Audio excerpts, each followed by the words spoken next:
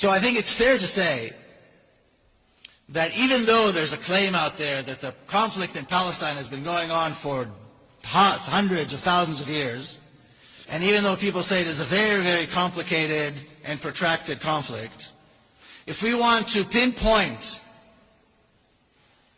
the reasons there is a conflict in Palestine, then we need to look no farther than racism and colonialism that came from Europe. That is the source of the trouble, of the problem in Palestine. Not only Palestine, but certainly Palestine. And I'm sure that many of you, if not all, have heard of the Balfour Declaration.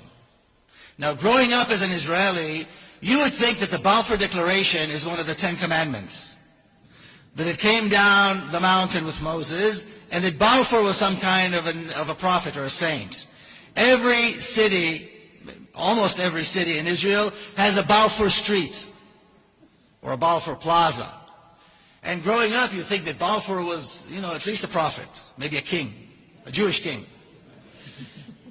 And what is the Balfour Declaration? Lord Balfour, who was the Foreign Secretary of Great Britain, promising a Jewish millionaire by the name of Rothschild Palestine for the Jewish people. In other words, one white European racist offering another white European racist the country that belongs to somebody else. Neither one of them had anything to do with Palestine. But of course, these were days where it was okay, it was completely acceptable for white Europeans to take the country of non-Europeans and do with it as they will. Of course, this is still going on in many places. So that's the Balfour Declaration.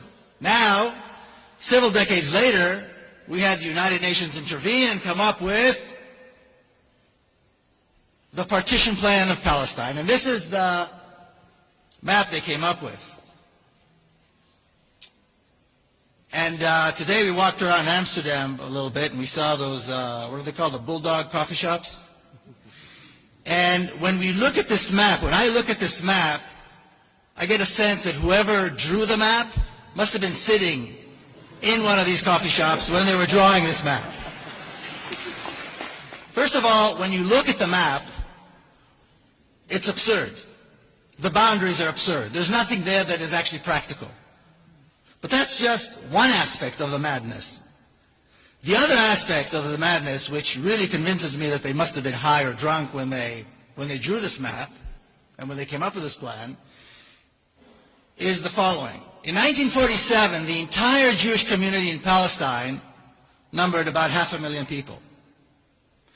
These were the people who, like my grandparents, came from Eastern Europe to colonize Palestine, to immigrate to Palestine, if you want to call it that.